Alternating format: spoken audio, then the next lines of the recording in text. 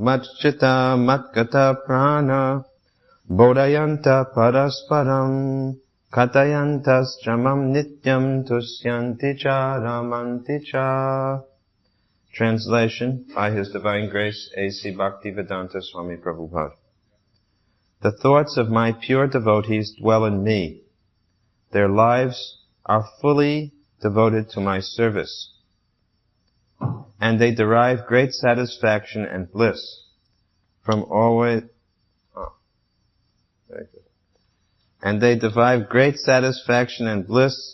from enlightening one another and conversing about me. I picked this verse today because there are so few of you here today that it made me remember a statement made by our spiritual master, Srila Prabhupada. One time, we arranged a program for Prabhupada, and unfortunately, only 4 people attended. So we became very worried that Prabhupada would be displeased with us, that so many people had not come. He said, why? He said, my Guru Maharaj said that if no one comes, then we can speak to the walls. Anyway, he said, I think that many have come. Didn't you see Narad Muni, Lord Shiva, and Lord Brahma? We said, no, Srila Prabhupada, we didn't see them. He said, they were there. They were certainly there. Because wherever Hari Katha is going on, all of the great personalities attend to hear. So, this is mentioned here as a quality of a devotee, that they derive great satisfaction and bliss from always enlightening one another and conversing about Krishna. The word bliss, ananda, is different than sukha. We say sukha dukkha, happiness and distress. That sukh is not the same as ananda. Ananda is bliss, which has no comparison with any happiness in this material world. Param Ananda, the supreme happiness, is what? Anandamoya Vyasat. Krishna is the personification of Ananda. God is the source of all happiness. The word Rama means the reservoir of all pleasure. When we chant Hare Krishna, Hare Rama, as Krishna means, the word Krishna means all attractive. He who can attract everyone or everything. Rama means he who gives pleasure to everyone. The source of pleasure. Now, why is Krishna the source of pleasure? Because he has all good qualities within him. We become pleased to meet someone who is very beautiful, very knowledgeable, very wealthy or famous. Krishna has these and other qualities more than anyone in existence. So he is all attractive and all pleasing. Coming into his association gives us a sense of fulfillment. Bhaktivinoda Thakur has prayed, Manasa Deha Geho Yo Kichu Mur Apilun Tua Pade Nanda Kishore. My dear Lord, I consign, I give to you everything. Manasa, my mind. Deho, my body. Geho, my what? Family. My home. Yo kichumor, everything I assign to you. Now, normally in the material world, if you give someone your mind, your body, your family, and your home, you are left with nothing. You're the biggest loser in the world. You're a fool. Because you have nothing left. But here, Srila Bhaktivinoda Thakur says, Arpiluntua pade Nanda Kishore. My dear Nanda Kishore, Krishna, I am giving you everything. Why? Why does he say this? Because he sees that, as it is said, Mamai Vangsha Jiva Loke, Jiva Bhuta Sanatana. I am a part of you. You are the whole, I am your part and parcel. And I cannot be happy separated from you. When I keep my mind, my body, my family, my home separate from you, I feel incomplete. You are the whole, I am a part and parcel. When everything that I have is in your service, then we become complete. And this makes us happy. We are now feeling something is missing. Everyone, Prabhupada says, is searching for some type of happiness or love. When we come to Krishna, that sense of being unfulfilled becomes satisfied. Bhaktivinoda Thakur prays, Janaka Janani Dahita Thanai Prabhu Guru Pati Tuha Sarvamoy. He says that, my dear Krishna, you are my father. You are my mother. You are my lover. You are my son, my Lord, my preceptor, my husband. You are everything to me. Now we are trying to do fulfillment of all of these in separate people. We have our husband or our wife, our father or mother, son or daughter. We have all of these relationships reposed on different people. But still you have to admit, I'm not perfectly happy. Why? Because we cannot say that our husband or wife is eternally our husband and wife. You cannot say that your son or daughter is eternally your son and daughter. You cannot say that any of these relationships can last beyond this body. But in Krishna we find an eternal relationship, an eternal partner.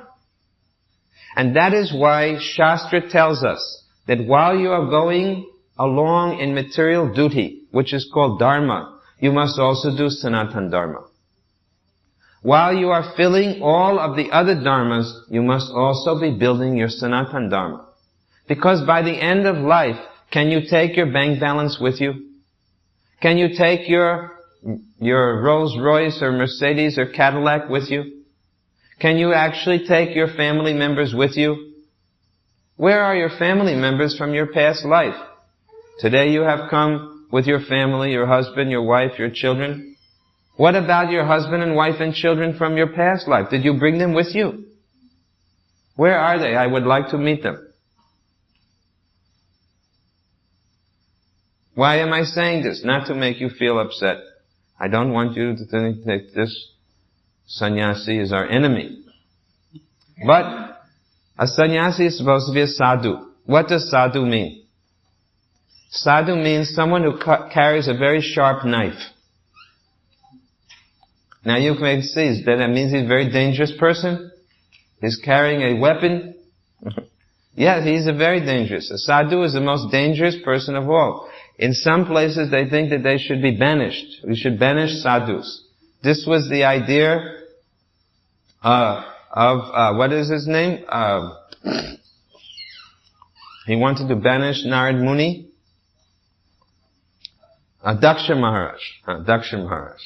He said, this Narad Muni is our enemy. I had so many thousands of sons and he cut them. He used his weapon. He cut the cord that connected me to my children, and therefore he's my enemy. So a sadhu means one who does what? Cuts. What does he cut? What? The skin? No.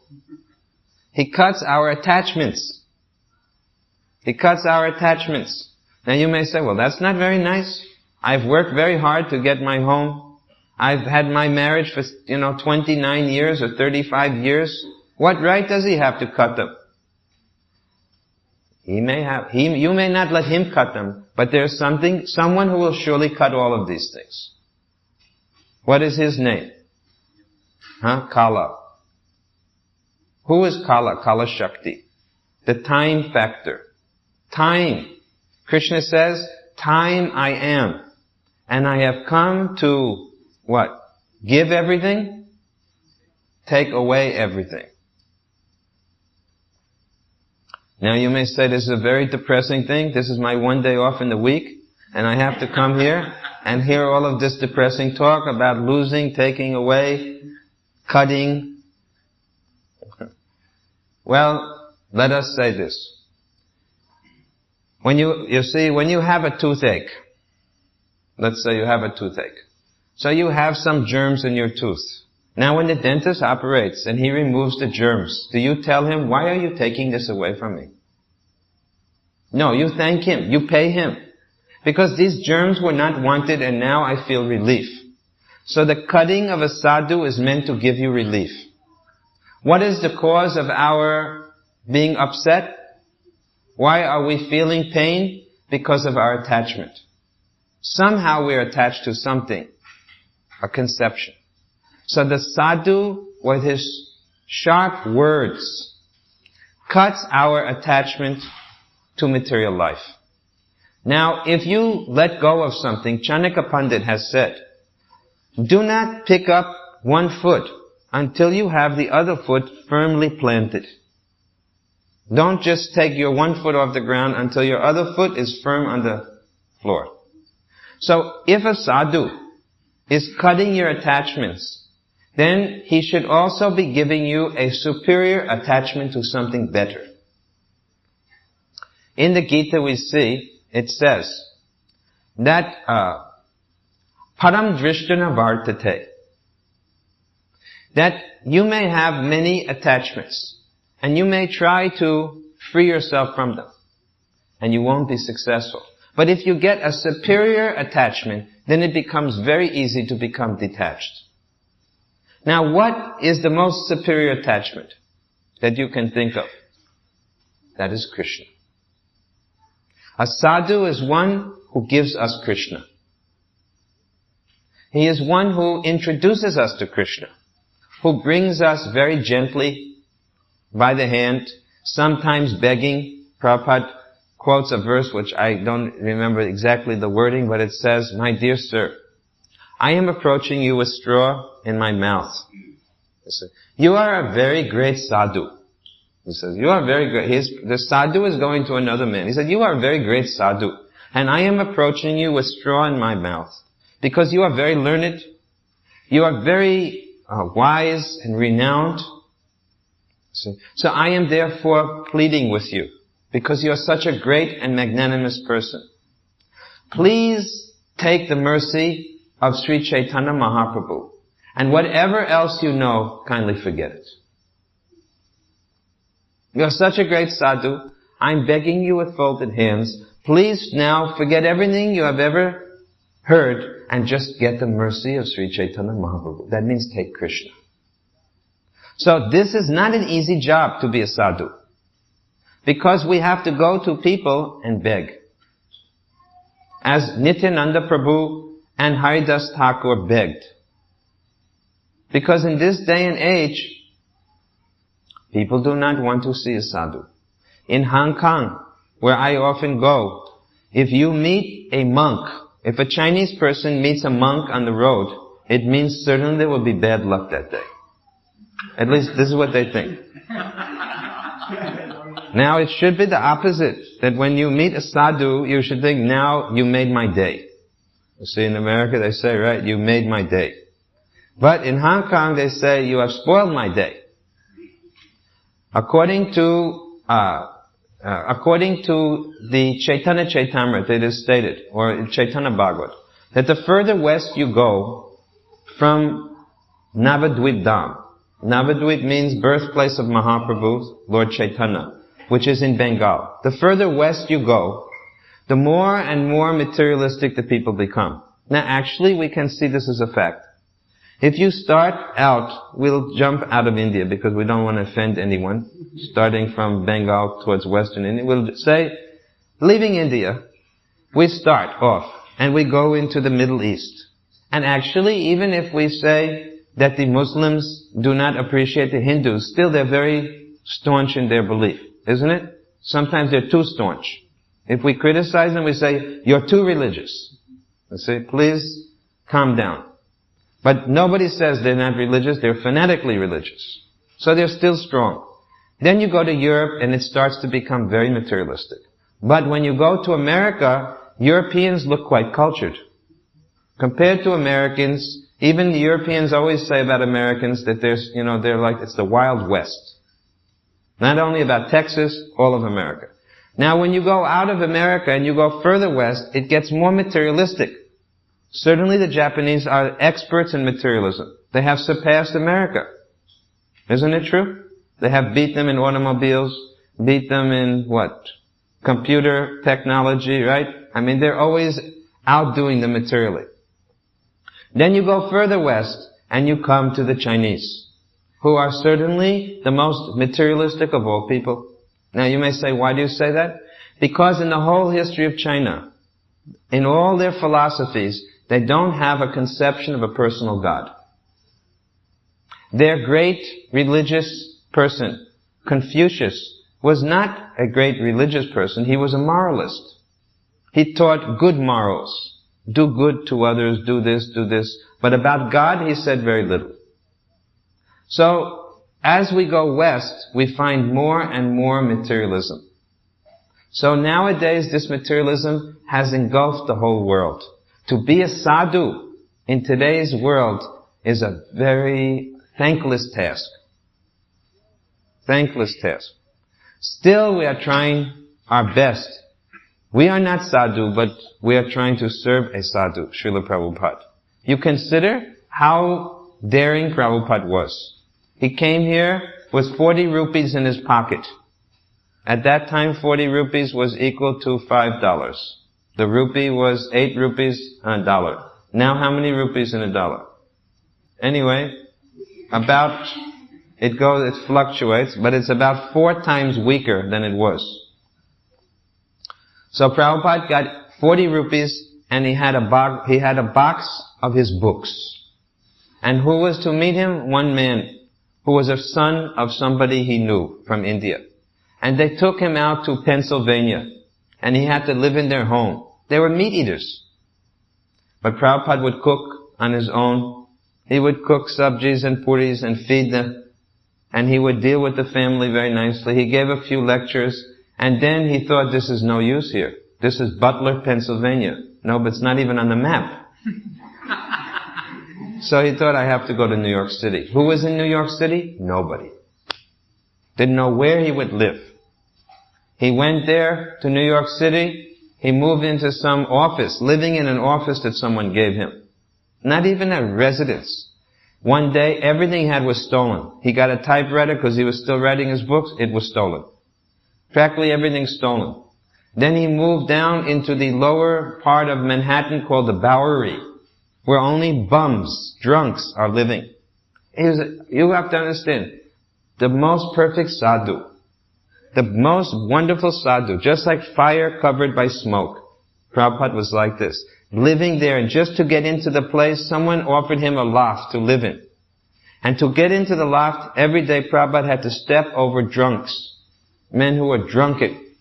And the man he was staying in the loft with, he was a drug addict.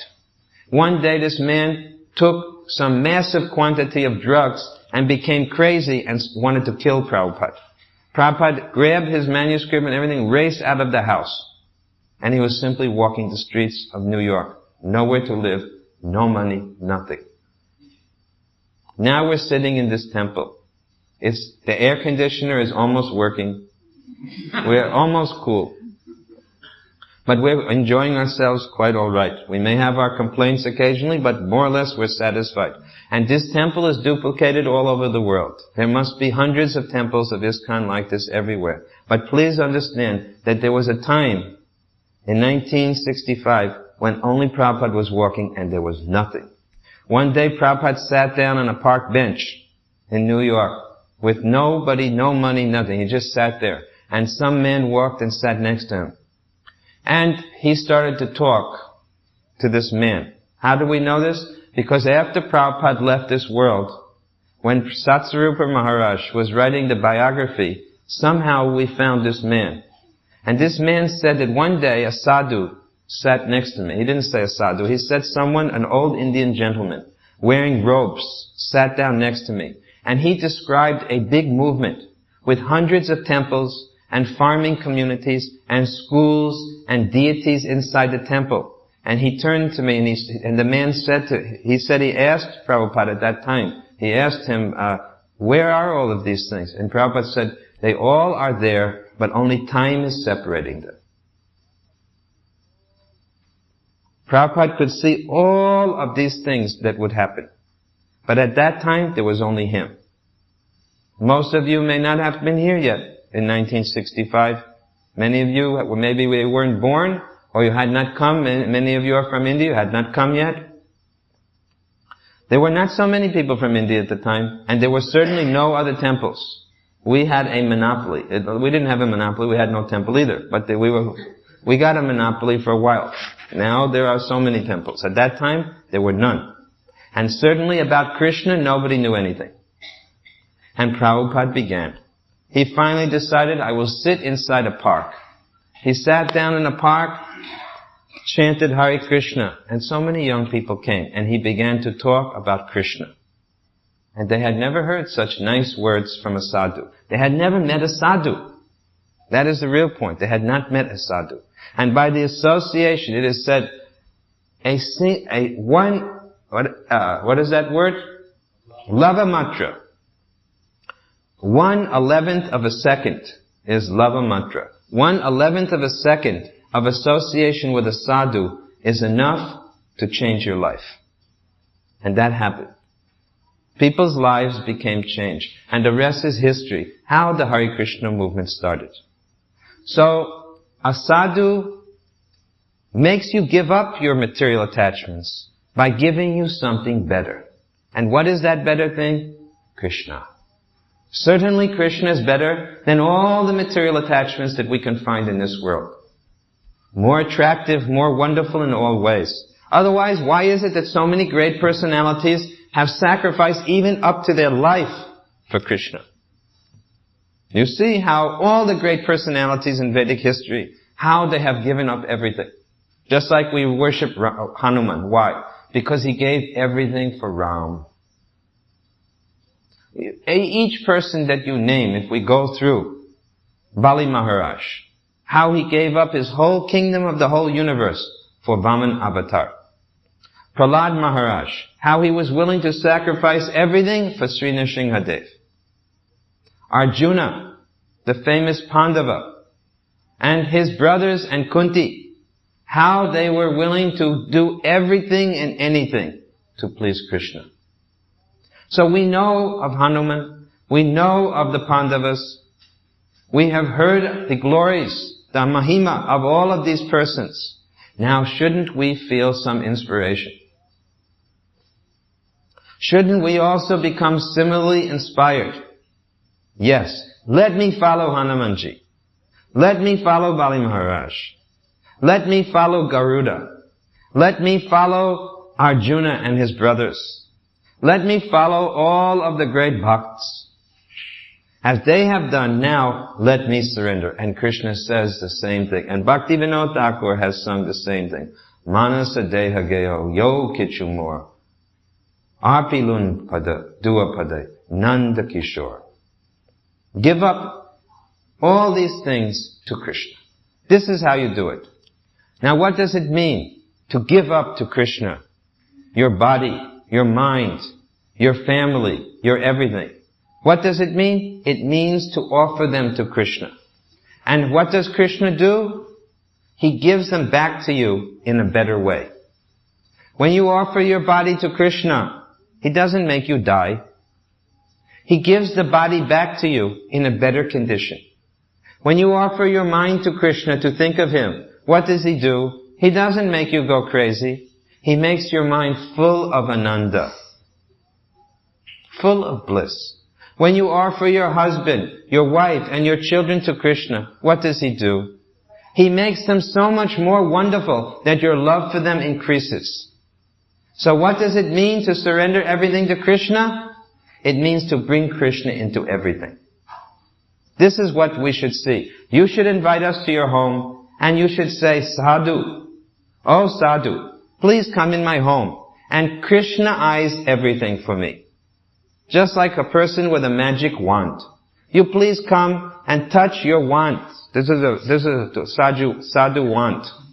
Please touch this on the head of my son, on the head of my daughter, onto my house and everything I own, even my car. Touch it to everything and make it Krishna-ized. So that whatever I am doing, wherever I go, I can always remember Krishna. This is really what it means to become Krishna conscious. It doesn't mean you have to become a sannyasi putting on saffron and wandering here and there around the planet.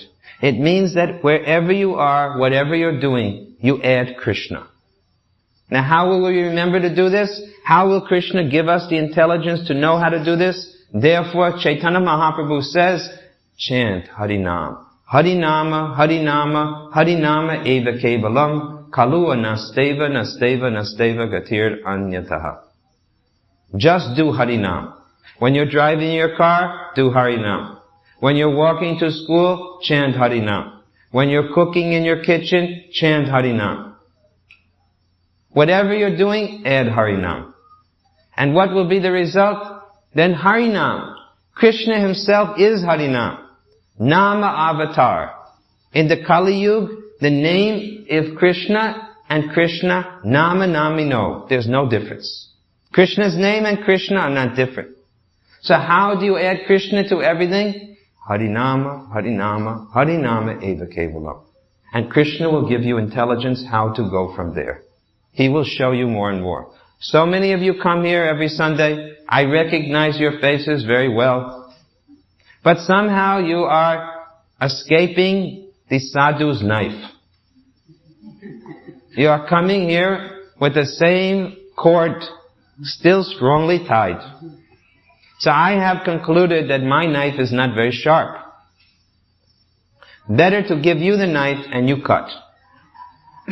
You see? Then you won't be angry with me. So I want to give you the knife, you cut the knot. You chant Harinam and everything else will happen. That is my request. So now our pujari must be there. There he is.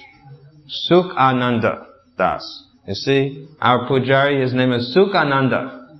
I told you we are not just talking of Sukh but Ananda. This is Sukh and Ananda. He has really got happiness. Why? Because he's always serving Sri Sri Radhakalachandji. So the arati ceremony is soon to begin, and this will be your chance for some cutting. I'm going to give you all the means to cut the knot, which is Harinam. When we do the arati here in the Hare Krishna temple, what is the main thing we will do? Not only we will watch the arati, but with our lips we will glorify Krishna. We must learn Rishikesha, Rishikenam, Sevanam, Bhaktir Uchate. Our tongue, our lips, here, our eyes, our ears, and with our hands, all the senses, we shall use them in serving Rishikesh. Krishna's another name is Rishikesha, the master of our senses. So during the arati, you should use all your senses in the service of Rishikesh. With your eyes, see Krishna. With your tongue, chant Krishna's name. With your ears, hear Krishna's name. With your nose, if you have a very strong nose, and you are up front, smell the agavati that has been offered to Krishna. And with your touch, clap your hands and chant Hare Krishna. So now we shall request everyone to stand up, and we will have Sri Sri Radhakalachandji's arati. Go Premanandi Hari Hari Hari Bol.